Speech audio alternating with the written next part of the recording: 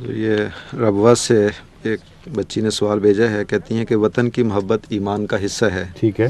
جو لوگ دنیا کمانے کے لیے اپنا وطن چھوڑ کر دوسرے ملک کی شہریت لے لیتے ہیں تو ان کی اپنے وطن کی شہریت تو ختم ہو جاتی ہے، کیا ایسے لوگوں کا عمل درست ہوتا ہے؟ کس وطن کی محبت ایمان کا حصہ ہے یہ نہیں بتایا انہوں نے. جی نہیں، اس کی وضاحت نہیں۔ اس کی وضاحت تو اسی میں موجود ہے.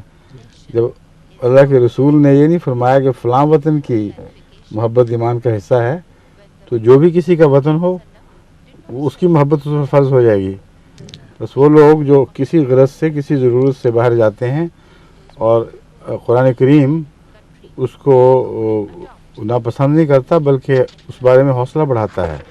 سیرو فی الارض، اور پھر ہجرت کر کے خدا تعالیٰ تمہیں وسعت عطا فرمائے گا. یہ دونوں مضامین اپنے اپنے موقع پر بالکل درست ثابت ہوتے ہیں.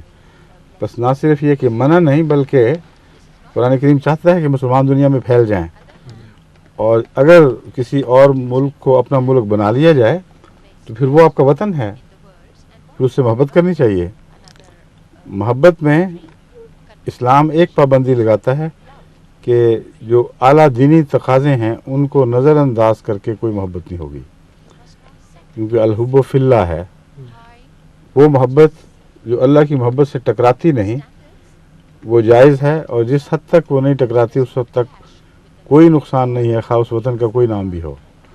لیکن اگر وہ بنیادی اخلاقی تقاضوں سے جو خدا تعالیٰ نے سکھائے ہیں ٹکرانے لگے تو پھر وہ ایک اور مضمون شروع ہو جاتا ہے. وہاں فائق حق جو ہے وہ اللہ ہی کا ہے. ظہور مہدی آخر زمان